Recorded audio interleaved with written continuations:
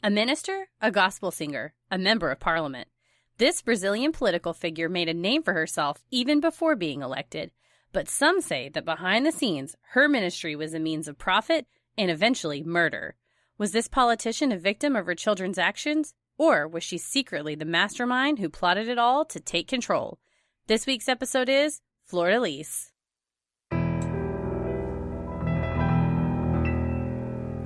A bump in the night, your heart fills with dread. Probably a murderer who wants you dead. It could be a ghost, a demon, or worse. Perhaps you're the victim of a witch's curse. It's hopeless, you're doomed. You'd call a priest if you could. You'd rather just listen to who? Sinisterhood.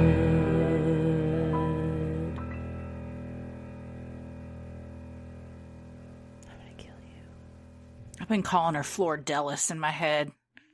I went and watched some Brazilian news shows talking about it. I've actually been calling her horrible bitch in my head. Dude. But for purposes of the podcast, we'll call her by her name, even though she is a monster. There's a lot going on here. It's years, decades of bad behavior culminating in murder, and also just a disregard for the judicial system and the criminal justice system. She is a terrible, terrible person every way you look at it. I feel like on The Office when Creed goes, he don't give a F about nothing, man. Every time I read about her, I was like, she don't give a F about nothing. Nope. Just doing whatever you want to do. So, flouting the system. And I guess over there, when you're elected to stuff, you get that as a bonus. It's a perk. It's like if you have a crime you want to commit, just go ahead and get elected, and then do the crime, and you're cool. You're That's good. We can so talk about wild.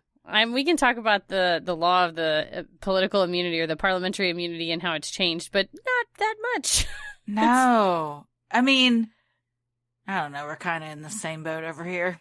So you know, who am I to say anything about how another country runs their government? I'm not here to judge. I was also Googling things about Brazil, and it was like massive spikes in COVID cases. And I was like, I know that feel, bro. Yeah. Yep. Well, we've got a ton of requests for this one. And so here it is. Flordelis, is that what we're calling her? Flordelis. That's what the news reporter. I consider a fleur-de-lis a flowery thing from New Orleans that a lot of sororities use as their symbol. I don't like this woman besmirching the good name of the fleur-de-lis. She took it. A friend of mine, when I got my butterfly tattoo when we were 18 on a high school trip, my friend got a fleur-de-lis on her shoulder. Brittany. What's up, Brittany? Shout out. She lives in Vietnam now. But yeah, we got the tattoos at the same time, and she chose a fleur-de-lis because her family has ties to France and New Orleans. Nice. And not this woman, hopefully. I don't think it was for her, but you know what? Now it can be. Who knows? Well, I'm Christy. I'm Heather. And let's get into it. Flordelis dos Santos de Souza was born February 5th, 1961, in a favela, a shack or a shanty town in Rio de Janeiro. Being brought up in a deeply religious family, Flordelis' interest in the evangelical began at an early age. As a teenager, she sang in her church choir and provided musical accompaniment for her mother's own ministry. During this time, she also discovered a passion in helping marginalized children, specifically youth who were victims of crime, exploitation, and abuse. Flordelis was no stranger to caring for children, as her home growing up also served as a daycare for over 100 neighborhood children.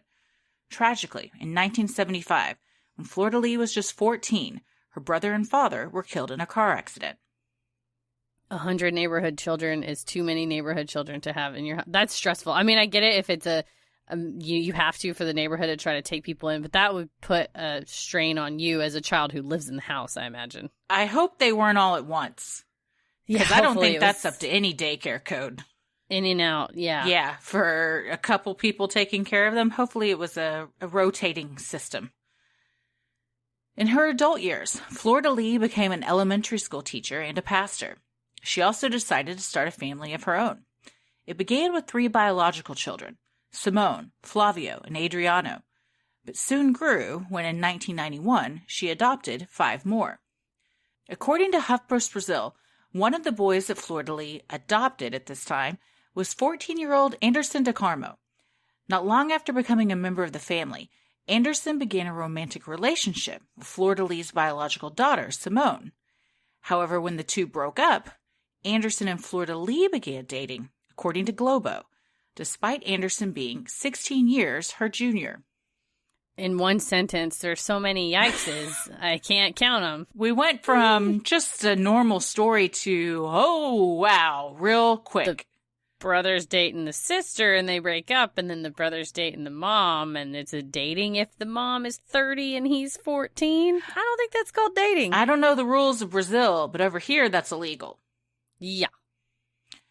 In 1994, Flordelis cranked up her adoption game, taking in 37 children all at once, 14 of whom were babies. According to a piece on Medium, written by Camila Barbosa, the majority of these children were supposedly survivors of the Candelaria Massacre, a brutal mass shooting that occurred outside the Candelaria Church on July 23, 1993.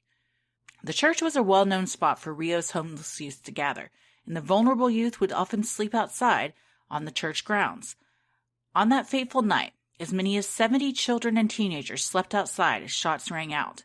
In the end, 8 teenagers were killed and many more were wounded. Eventually, 3 Brazilian police officers were arrested for the slaying. Well, and again, on paper, this looks very charitable that these children are the survivors of this horrible massacre, and she's going to take them in and give them a home. But we learn. No. And I had never heard of this massacre. Holy moly.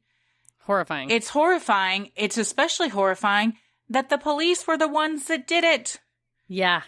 Apparently the police would get into constant battles, for lack of a better word, with the youth that were troubled. They came from trafficking and drug abuse and just violent situations, and they kind of would gather at this church as a safe haven and sleep outside and everything. And the police didn't like it. They wanted to clean house. And on the 22nd, they were telling everyone to get lost and everything. And some kids threw rocks at their cars. Oh. And the cops apparently said, well, we're going to come back and get you. And then around 2 a.m., some Chevys pull up, just no lights on or anything, and just started opening fire. Wow. And then later, 50 officers were accused of being involved, and eventually 3 were arrested. Only 3 out of 50. Yes. And that's not a measured response for throwing rocks at a car, is committing a massacre in the night. And of course, you pick 2 a.m. because that's when they're deepest asleep, I imagine. Mm-hmm. Wow. And then even those that survived, many would be killed because they were going to testify. I think something like 39 of the survivors ended up being killed in other ways. It's a wild story. That's horrifying. It really is. 4 years after the monumental adoption, Anderson and Flordelis married in 1998. The following year, the couple co-founded a church together. Over the next 15 years, Flordelis and Anderson adopted 10 more children, most of them neglected, coming from violent areas in central Rio. Eventually totaling up to 55, the home was full of children, with 51 of them being adopted. I'm just saying, at every turn, it seems like such a happy, except for the way that they got together. But it seems like they're really trying to give a place for these kids. They're very charitable. They're good people. And underneath it all, maybe I'm just a cynic, but anyone that adopts 51 kids, I think that's a red flag. Yeah, unless you're like, we're going to start a program, or we're going to start an orphanage, or we're going to start a center, versus just having them in this house. Yeah. And we'll see how they ended up living, and it was not ideal. Nope. I wonder, too, the standards, I mean, obviously, I think they're probably lower than they would be here. I mean, it's hard to get one kid here. Yeah, and I don't know if anyone's allowed to have 51 of them. You'd be hard-pressed. I don't know about all that. Setting her sights on a political career in 2004, Flordelis ran for city council, but lost. In the meantime, she and Anderson ran their ministry, and Flordelis independently released gospel albums. Her supposed altruism in adopting children in need did not go unnoticed, and in 2009, Brazilian filmmakers created a movie about her life, starring some of Brazil's top actors. Continuing with the theme of charity, the actors weren't paid for their work, and profits from the movie went towards a rehab center for children. On the heels of her cinematic fame, Flordelis approached MK Music, one of Brazil's top gospel labels, about representation. In 2010, she signed with the record label and released her first major label album, Fogo e Sal. She would go on to release 5 more gospel albums and sell out concert venues to her large fan base. So it's just a strange, I think when you read the headlines initially, it's like she's a celebrity singer, but then she's also a politician, but then she's also got all these kids. It's a lot. It's a mishmash of what's going on here. She needs to pick a lane. I will say, I watched some of her videos, and she's good. Yeah, she's good. She does not, I will say, she's got a great voice, terrible stage presence. It was just a lot of her standing there with the mic kind of bouncing one arm up and down. There wasn't, she wasn't really selling it or anything, but man, the stadium packed. Yeah. I mean, hundreds of thousands of people. Yeah, she was very big. Having found success in both her singing career and the huge family she had created, Flordelis decided to run for office again in 2018, hoping this time the outcome would be different due to her celebrity status. Her efforts were successful, and she was elected to the Chamber of Deputies in Rio de Janeiro, becoming one of Rio's most voted federal lawmakers, receiving almost 200,000 votes, according to The Guardian. Upon taking office, she vowed, "I'm going to fight for family, for life, and for women." Well, you did none of those things, so yeah. Liar. By all accounts, things appeared to be going great for the singer-politician and her massive family. However, behind the scenes, a much different story was taking place.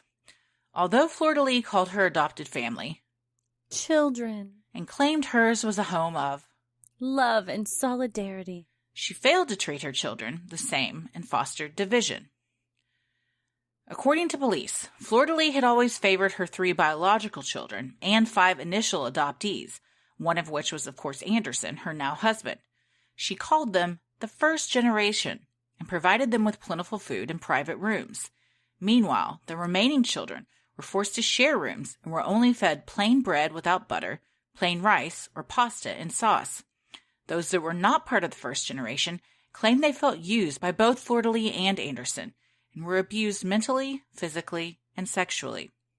Aside from previous her, starting her relationship with Anderson, this is where we first start hearing reports where she's created this type of hierarchy and the competition between children of, well, you're my real child. You're the initial ones. And it's almost like a pyramid where the ones at the bottom are doing anything they can to scrap up to the top. And wouldn't you? It's like a means of survival.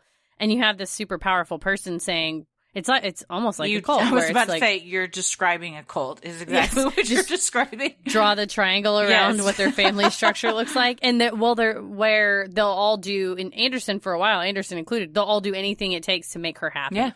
Because she's the one that holds all the power. She was the matriarch. She's the one that gave them all a home and everything. And I will say, we typically do not cover anything that involves child abuse, child murder, as if you've ever emailed us or DM'd us asking us to cover a case like that, you've probably found out that we'd say, we don't do those.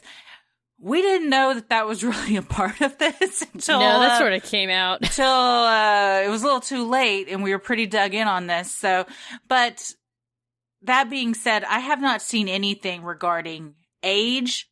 I think most of the abuse, at least sexually, that took place was with the older children. Not that it is not still abuse, but the 16 and 17-year-old children, not the little bitty children. Correct. And I think it was also even into the years after they were adults. Yeah, too, yeah. Because she had quite a grip on them all. Yeah, and the children would have sex with each other. Yes. Like adopted sons would have sex with Simone, the biological daughter, and even the adopted children would have sex with each other. So again, I don't even really look at them as her children. It is a cult. Yeah, she's calling them children, but I think they're being treated as members of a group. They're not, because she's not treating them really in that motherly No. fashion, obviously. They're it's pawns. trading on, they're pawns, yeah. It's trading them around for power. One adoptee said in a deposition that he was initiated into the family after attending a prayer group. But once he learned the process, he found it less of a family and more of a cult. According to Globo, the 17-year-old member told police in a deposition that he was forced to undergo a purification ritual upon arrival at the home that involved staying in a room alone for a full week. After several days alone, Flordelis joined the young man in the room, and the two had sex. Yeah, you see this a lot of isolation, and then I'm the only one around. Like, she's his savior. Total mind control, manipulation, making someone dependent on you. She, by all accounts, was and still is a cult leader.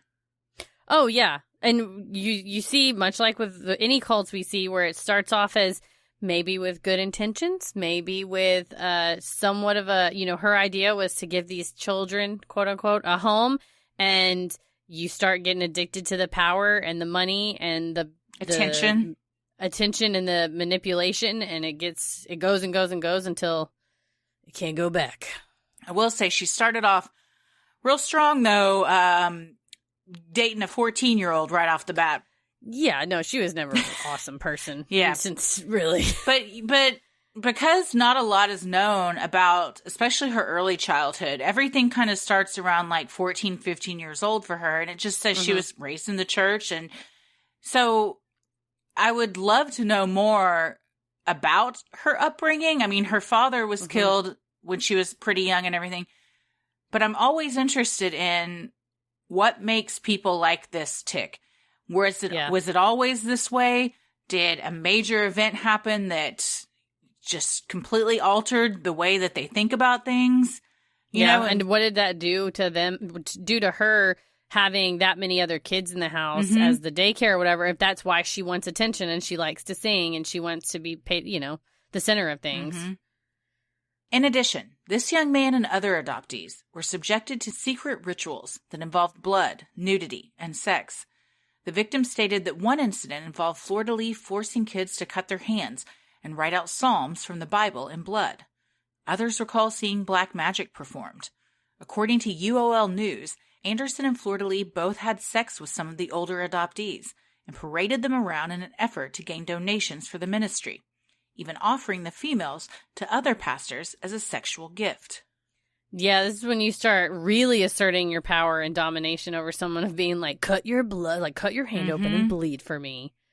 Yeah, and also, what loving mother is going to offer their teenage daughter to someone else, a grown man, for sex as a offering to, like, hey, we'd love your business. We'd love for you to partner up with us in our church. I mean, that's not anything a mother does.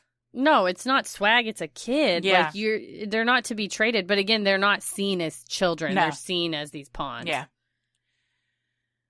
The needs and education of her adopted children were completely neglected, with Flordelis' only concern being her public image as a devout Christian helping youth in need, and her own selfish and twisted gratification. At some point, Anderson tried to change this to a degree. In addition to managing the family's finances, he attempted to create a more balanced relationship among all the children in the family.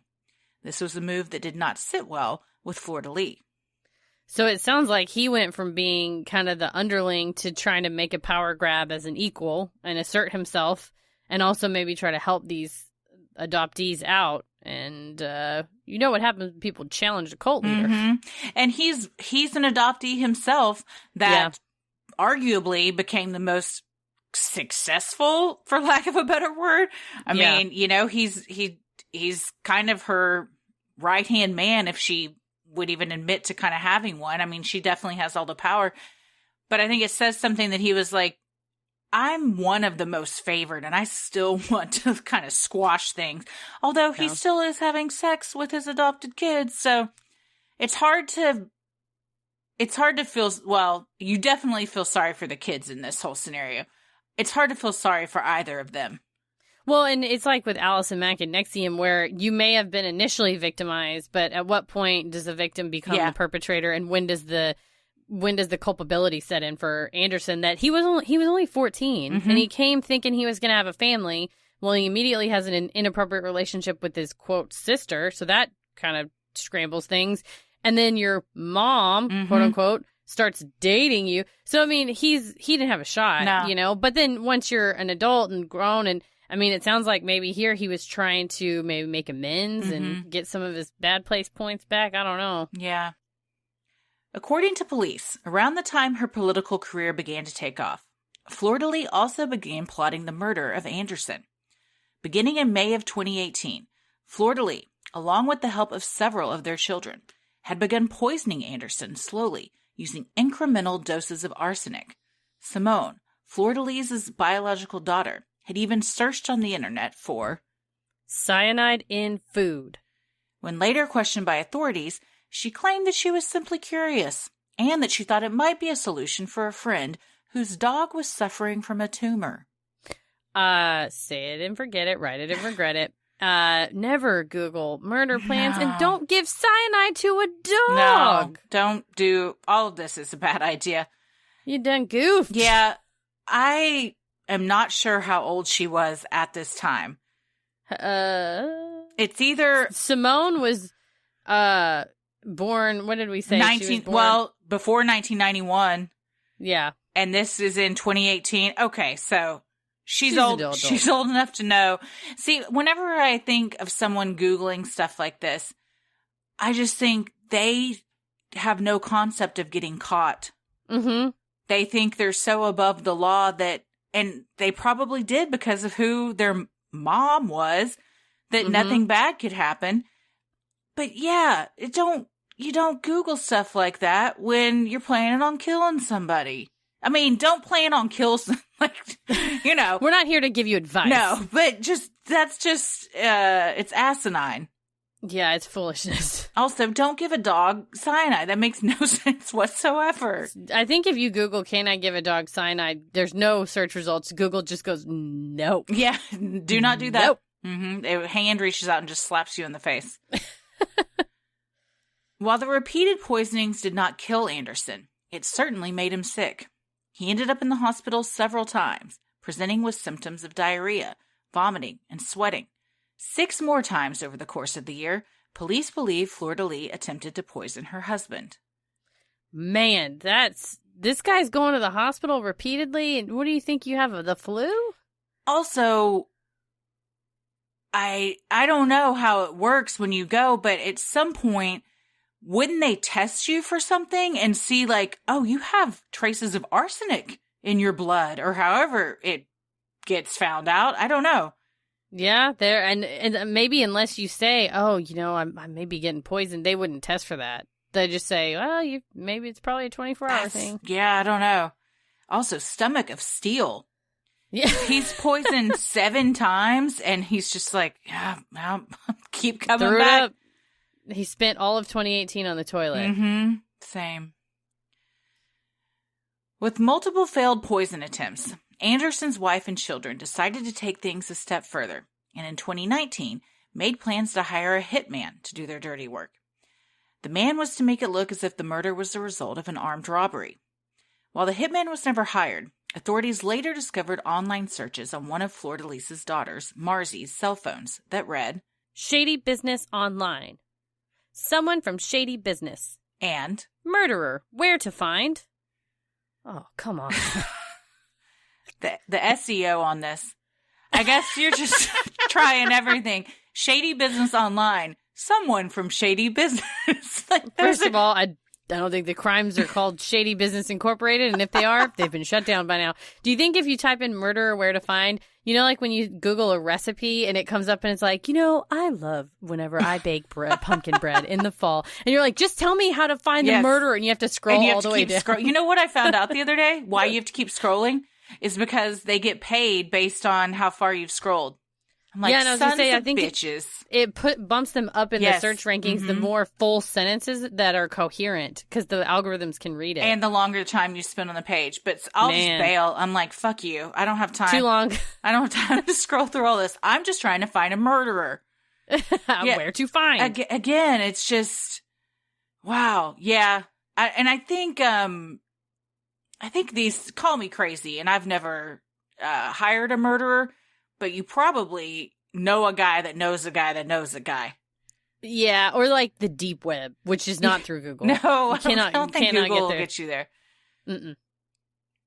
Eventually, Anderson became privy to the fact that his family was trying to murder him, after discovering some plans that indicated as much. After this, he threatened to bug all the home phones. Undeterred and wanting to continue their plotting in secret, Flordelis and her accomplices began communicating with burner phones. This is taking a turn. Can you imagine you find out your family's trying to kill you? At that point, too, some bells have got to go off. Well, that's why I've been shitting myself and throwing up for the past year.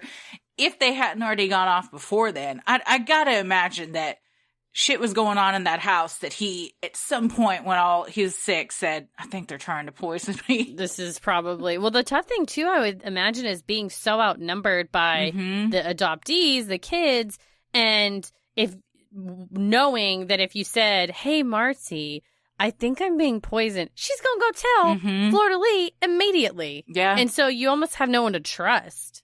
No, it's everyone's kind of looking out for themselves, but backstabbing each other, and his whole identity is tied to her and has been since he was a kid.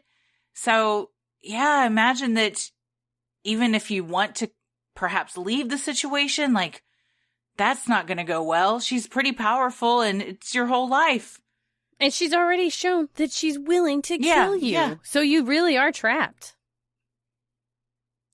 Sinisterhood will be right back. Well, fall is finally here, and there's no better way to prepare for the cozy weather than with some essentials from Jenny Kane.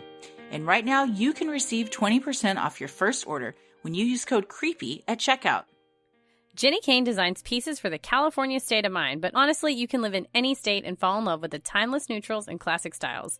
Jenny Kane's recipe for home and wardrobe: combine 1 part effortless style with 2 parts comfort. Add a dash of refined simplicity, mix well, and serve year-round. With temperatures dropping, I have been wearing my sweater coat in oatmeal, and it is so soft and so luxurious. You can throw it on to take a walk around the block, which I like to do with Ella now and look at all the Halloween decorations, or just wear it up to instantly dress up any outfit. It's super versatile and pairs perfectly with weekends or work days. I am asking myself every single day, how many days in a row is it okay for me to wear my fisherman cashmere hoodie? Because I actually do wear it every day. I wake up in the morning and I wear the same hoodie. It's so cozy. It's a slouchy hoodie that keeps me comfortable while I work from home, but I look nice enough to present on the millions of Zoom calls I have to do. And if anybody were to question me why I'm wearing the same cashmere hoodie, I would hang up the Zoom call because I will never take it off. From their signature pieces like the Mule, the classic shoe that started it all, to their ultra-soft and lightweight cashmere and cotton sweaters, to beautifully scented candles, throws, and pillows, Jenny Kane embodies effortless comfort and endless versatility. It's the best way to look put together in an instant. Make getting dressed the easiest part of your routine at jennykane.com and get 20% off your first order when you use the code CREEPY at checkout. That's JENNIKAYNE.com,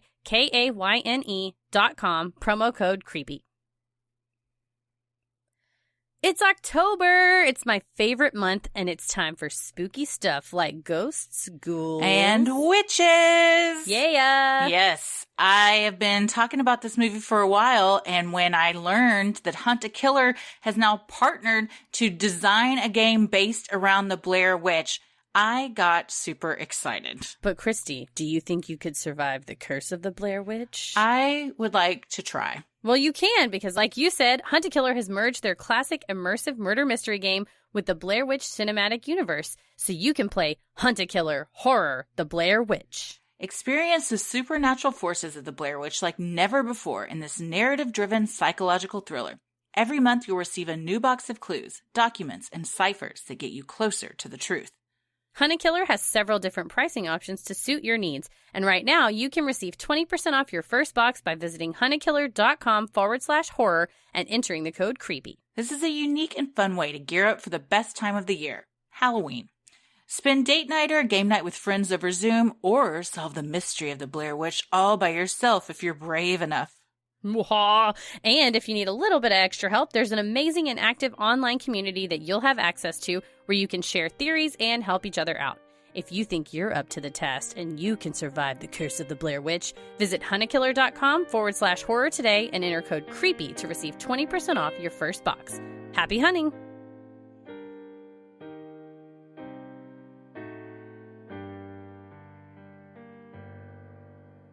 On June 16th, 2019, at around 7:30 a.m., Anderson DeCarmo was shot dead in the garage of his family's home.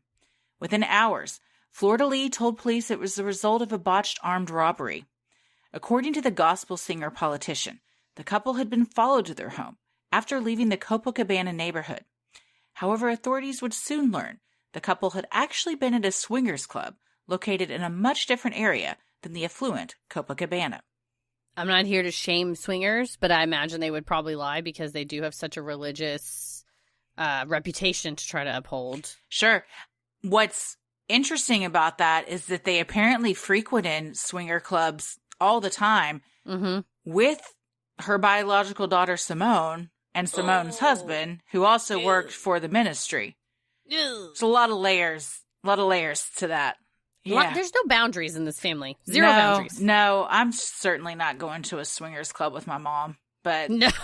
That's just me. Put that on a list of like bamboo shoots up to fingernails or going to the swingers club with your mom, like fingernails all day long. I would have explosive diarrhea every day for the rest of my life versus going to a swingers club one time with my mom any day of the week. Yeah. As stated in a piece written on Medium, Flordelis said that upon arriving home, Anderson realized he had left something in the car. When he went back outside to retrieve it, Flordelis claimed she heard shots ring out.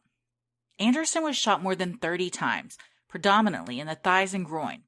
When Flordelis was later interviewed and asked about the gunfire, she claimed she had heard something like, pow, pow, pow, pow, pow. A far cry from the 30 shots that riddled her husband's body. This is overkill. Literally, 30 shots. That is something that someone very angry does. Or someone very motivated to get the job done or else does. A few days later, in the early morning hours, police raided the home of Flordelis in a roundup they dubbed Operation Luke 12, a reference to the New Testament chapter where Jesus tells his disciples, "There is nothing concealed that will not be disclosed, or hidden that will not be made known.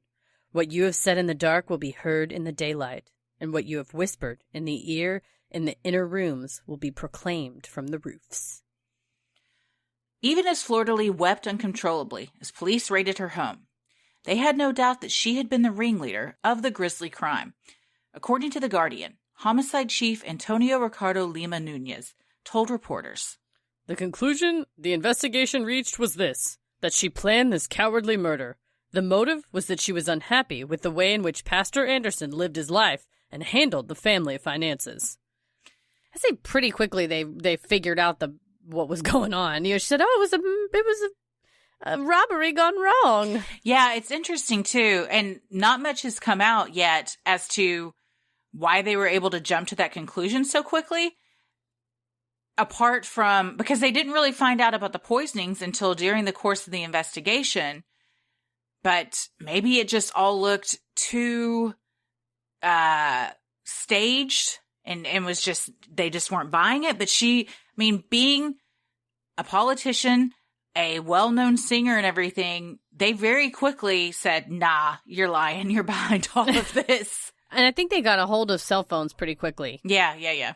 And these people left a trail. Clearly they were just searching for whatever they wanted. After seeing the search results, I cannot imagine, commit crime was not on a to-do list written somewhere in someone's house. They were pretty loose. Kill Daddy, and just a big asterisk next to it with July 16th, written next to it. However, Flordelis had not acted alone, as with the attempts made to poison Anderson, several of his adopted children were involved in this crime as well. Police discovered that 38-year-old Flavio dos Santos, one of Flordelis' biological sons, was the one who pulled the trigger, filling his stepdad with around 30 bullets.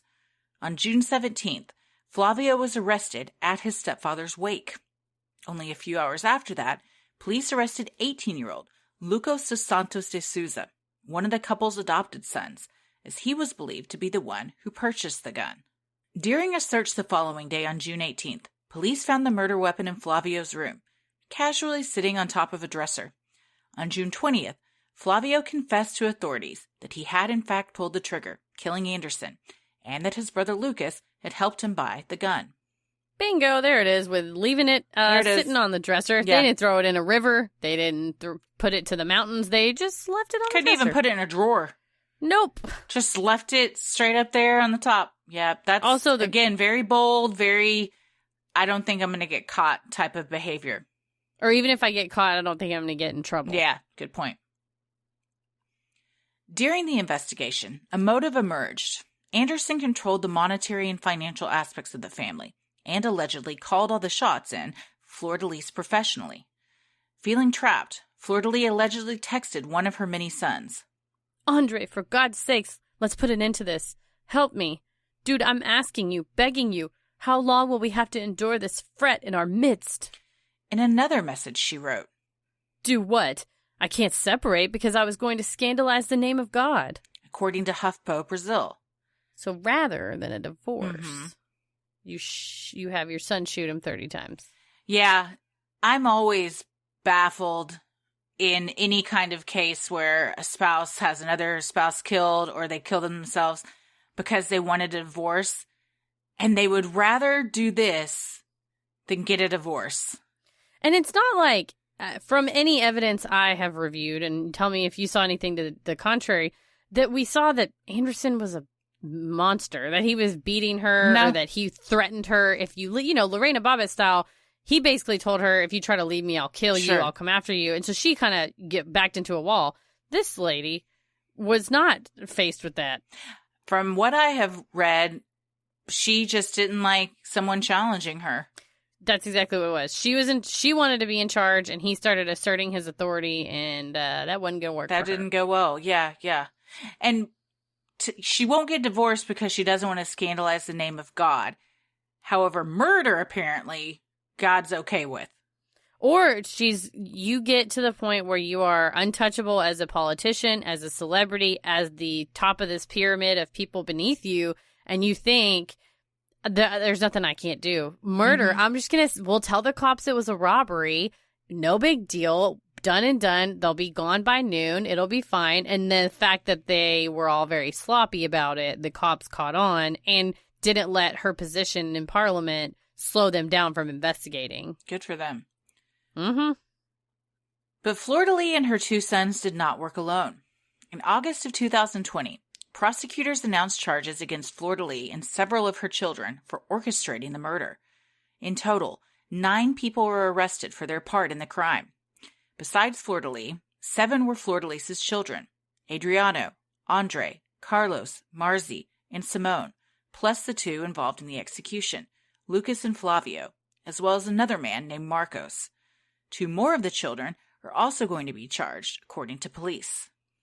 Yeah, I think, you wonder if she started the plotting with maybe Marzi and Simone, since they were the ones Googling about the poison, brings in Lucas. Flavio is one of the original, one of her biological kids, and so he's in the elite tier. And the more, of course, nobody keep their mouth shut ever. No. Much less, this, like I said, this is a house with no boundaries. They start whispering, more people want to get involved. They want to help mom. They want to be the hero. And so now you're going to have this huge chunk of the family that's all got their fingers in the pie. And with that many people knowing, and obviously Anderson had found plans that alerted him to it and everything, one has to wonder what his mindset, did he think it was going to fizzle out?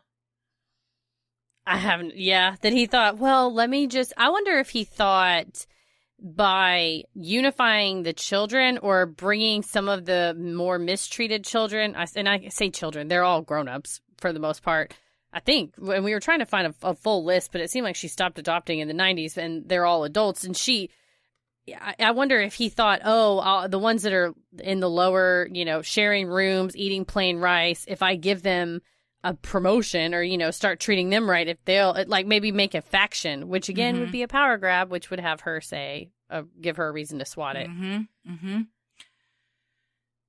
A week before 20% of her family was arrested for the murder of her husband, Flordelis posted to her nearly 1 million Instagram followers a picture of her and Anderson during a trip to Israel. The caption read, I still feel lost. Part of me dies with you. I feel a mixture of pain and disgust. What they did to you was so cruel. I love you, my baby. That's ballsy, dude. You know what happened. And you're able to do something like that, to post just a bold-faced lie. And not you know just that the a cops lie know. either. Yeah, and not just a lie. You're like, I love you. I'm so lost without. Oh, that makes me sick.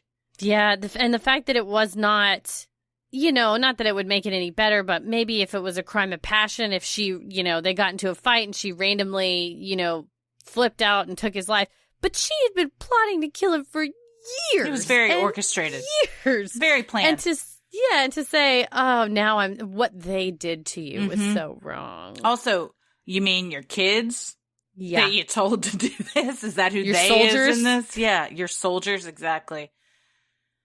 Despite the performance of a grieving widow, Police Commissioner Alan Duarte of the Homicide Police Station told Globo, Flordelis, in addition to planning this whole plan, financed the purchase of the weapon, convinced people to carry out this crime, warned about the victim's arrival at the scene, and tried to hide evidence. There is no doubt that she was the intellectual author, the great head of this crime. So much evidence because she just didn't think she was touchable. And I think, like I said, she probably thinks, I'm not going to get caught, but even if I do, it'll be fine. Whatever. But I'm glad that they stood up to her, especially on account of her beloved status, not only as the gospel singer, but there was this movie about her that put her out as this benevolent, amazing person. And it could be a bad PR move for the cops, where it looks like you're going after this, minister, but really she's a murderer and a cult leader. Yes. Yeah. And an abuser Allegedly. and all sorts of stuff. Flordelis' lawyer disagrees and denies her client's involvement, telling Globo, She's a gospel singer, religious leader, and federal parliamentarian. Her quest has always been to give the best to the needy. That's why she had more than 50 children. In the defense's opinion, there is a big mistake in the outcome of this investigation. On the other hand, Police Commissioner Duarte responded, saying, It's not really a family, but a criminal organization. We found that all the altruistic, decent images was just a plot for her to achieve financial goals and political projection. So it's like the sheets getting ripped off, the behind the scenes, the behind the curtain. behind the music. Oh. So worst VH1 episode. episode. Talk about a rise to stardom, and I've just crashed down. In total, Flordelis is charged with 5 crimes. 1, triple qualified homicide for awful reason, cruel means, and impossibility of defending the victim. 2, criminal association. 3, ideological falsehood. 4, use of a false document. And 5, attempted murder for the time she tried poisoning Anderson in 2018. Yeah, these charges show me that they're trying to throw the book at her. What is use of a false document charge? That's a good question. Most of the information I could find was all in Portuguese, and so I was reliant heavily on Google Translate. Yes, yeah. But I imagine she probably possibly lied to the cops somehow. That's all conjecture, though. Yeah. I don't know. An ideological falsehood. That probably is a translation error of something like perjury or lying to police. Okay. I would imagine. Because it sounds like something to do with her religion. Yeah. No, I have not heard that she's being persecuted. No, for her I don't religion. think so at all. Yeah. Yeah, I like how, though, when you do find an article that's in Portuguese, Google very conveniently up top, it's like, click to English. And I'm like, yes, please, thank you. Thanks, buddy. But there are still some translation things that probably don't come across perfectly. According to UOL News, Flordelis would normally be arrested, then tried in front of a jury of citizens. However, because she is a politician, she enjoys parliamentary immunity. That means she can only be arrested preventatively to avoid destruction of evidence if she were caught in the act, or, based on a 2018 rule change, if the crime was directly linked to her official role. Additionally, as a deputy, she can only be prosecuted and tried by the Supreme Court. According to the Brazilian report, the Brazilian Supreme Court is overburdened and overworked, with 11 judges handling over 12,000 cases each per year. Yeah, that was a big change in 2018 because before that, they could only be tried by the Supreme Court. Now, the rule change is that they have to be seen by the Supreme Court, and then the Supreme Court can either decide we're going to hear this case or we're going to send it to a lower court. But it's basically a trap because the Supreme Court sees 1 million cases a year. Yeah. And so they're, even if you did something, you're just out and about until the Supreme Court can see you. Yeah, it could be years before they get to you. And even with that rule change, I mean, murder's murder. Whether or not it directly relates to your role, which I guess that would mean you kill a fellow congressperson, I don't know, or somebody that perhaps like wrongs you politically or something, like you're just getting way too off the hook for stuff. And it was, they created the rule in order to prevent political corruption in theory, because you don't want there to be a politician, an opposing party, or a new faction comes out and starts saying, oh, he did this crime and this crime and this crime. And then, it's arbitrary, paying off judges, they get arrested or whatever. Well, then on the flip side, at the time in 2018, there were like almost 600 members of the Brazilian Congress, like 590 something. Like half of them were facing charges.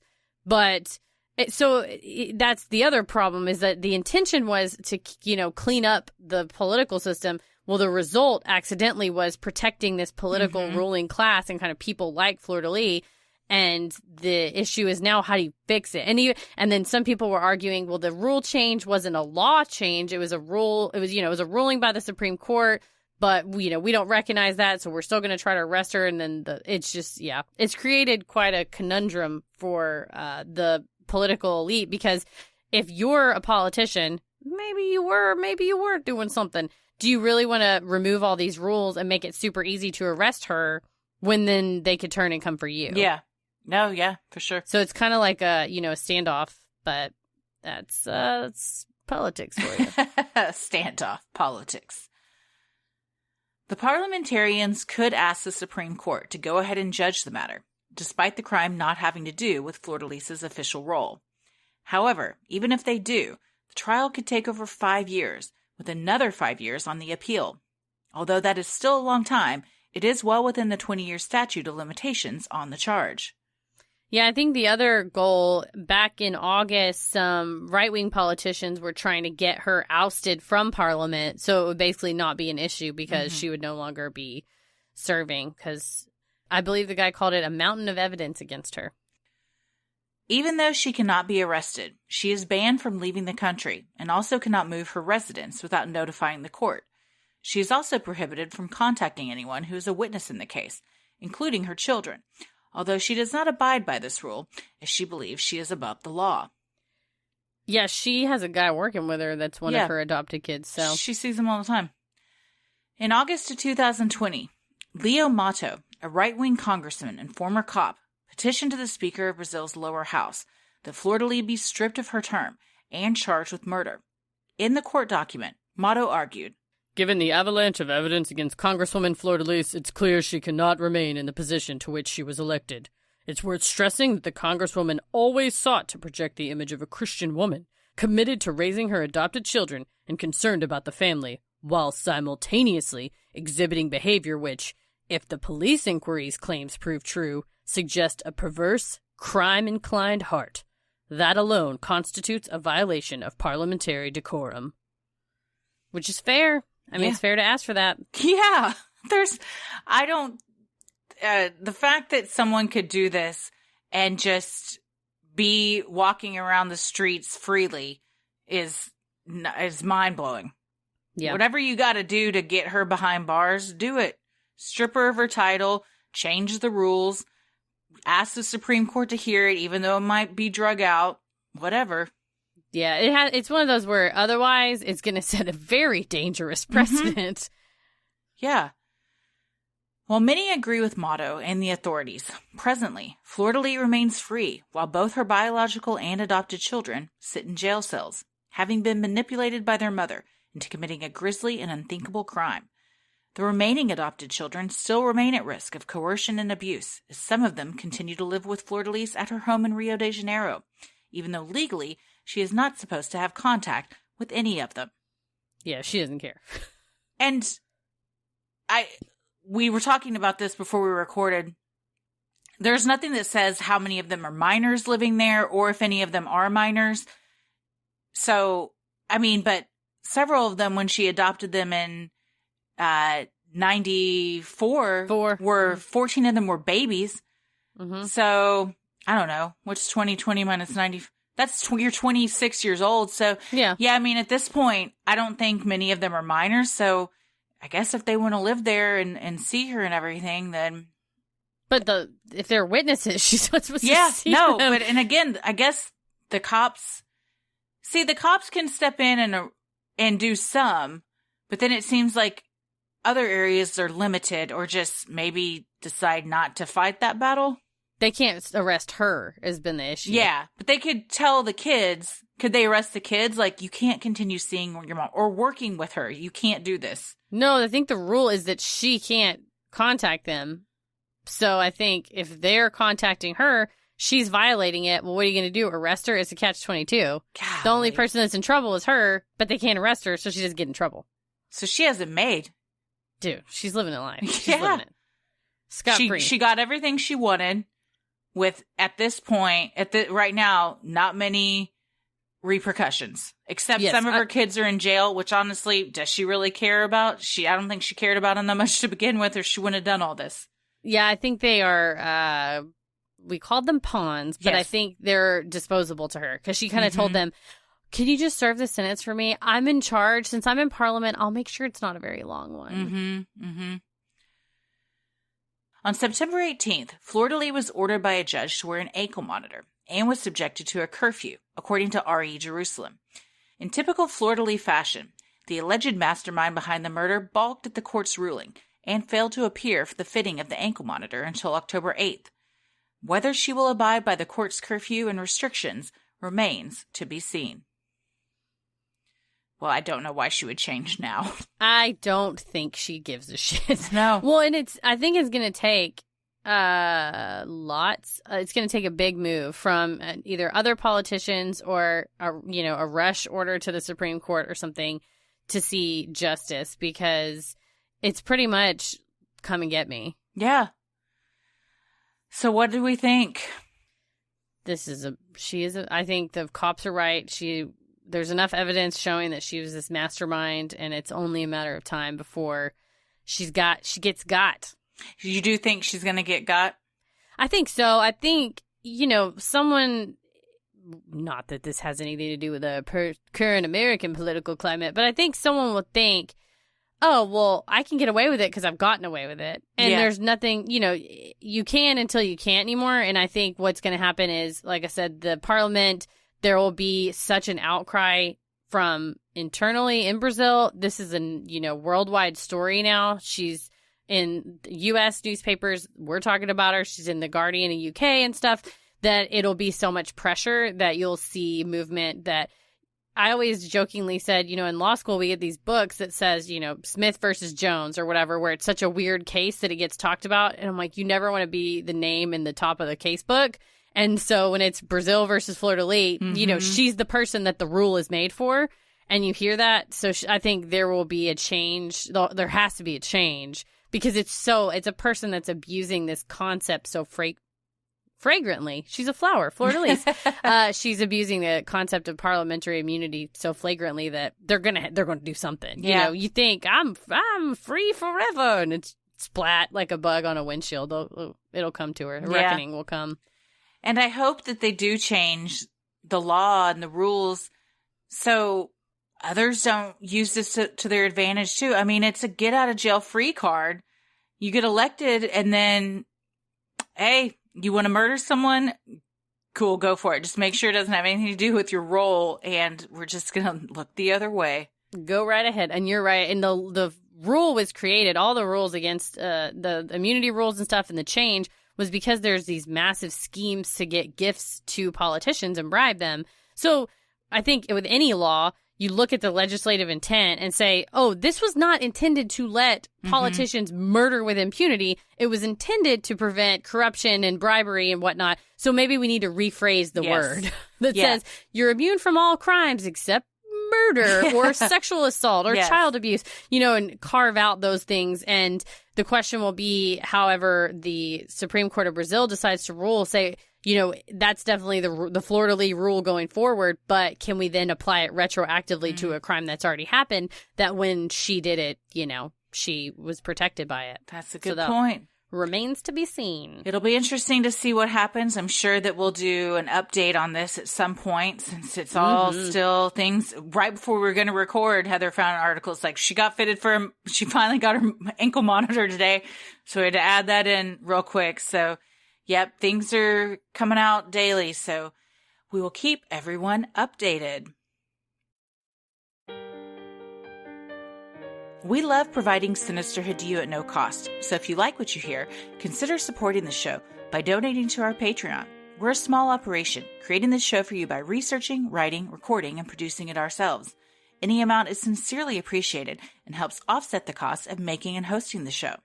As a thank you, you'll also get some sweet perks like ad-free episodes, a Sinisterhood sticker, membership to our exclusive Patreon Facebook group for those in the Ruling the Airwaves tier, a special shout-out on the show, a monthly bonus minisode, and patron-exclusive video and audio content, like our weekly mix bags where we share 3 of our favorite things of the week. Our most recent minisode was a fun one. It was so fun. If you like animals and hoaxes, then tune on in. And fine art. Yes, yes.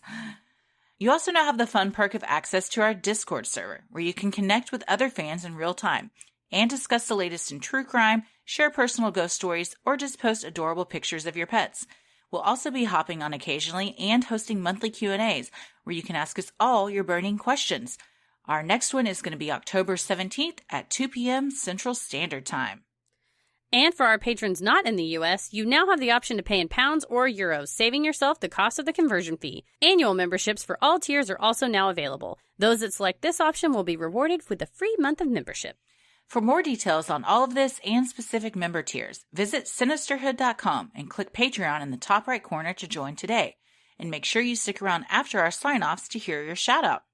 So many of you have been tagging us in pictures of you sporting your sweet Sinisterhood merch. Keep those pictures coming. We recently added a new tote bag and sock designs. If you want to get some cool Sinisterhood swag like t-shirts, mugs, totes, and even clothes for your kiddos, visit Sinisterhood.com and click on Shop in the top right corner. The best thing you can do to help us grow is like, review, and subscribe on Apple Podcasts or wherever you listen to your podcasts. And please tell a friend who you think would like us to check us out. It means so much to us and really helps small podcasts like us get more exposure. You can follow us on Instagram and Twitter at SinisterhoodPod and like us on Facebook at Sinisterhood. Christy? I'm on Twitter at Christy or GTFO and on Instagram at Christy M. Wallace. Heather?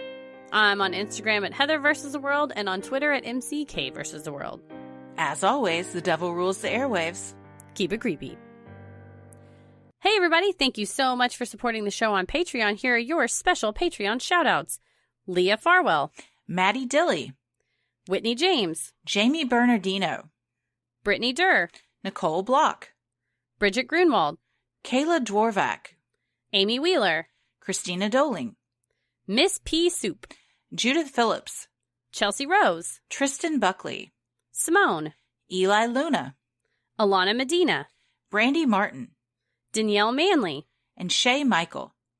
Thank you guys so much for supporting the show. We couldn't do this without you. We sincerely appreciate it, especially during these trying times. Stay safe, stay healthy, and keep it creepy. Sinisterhood.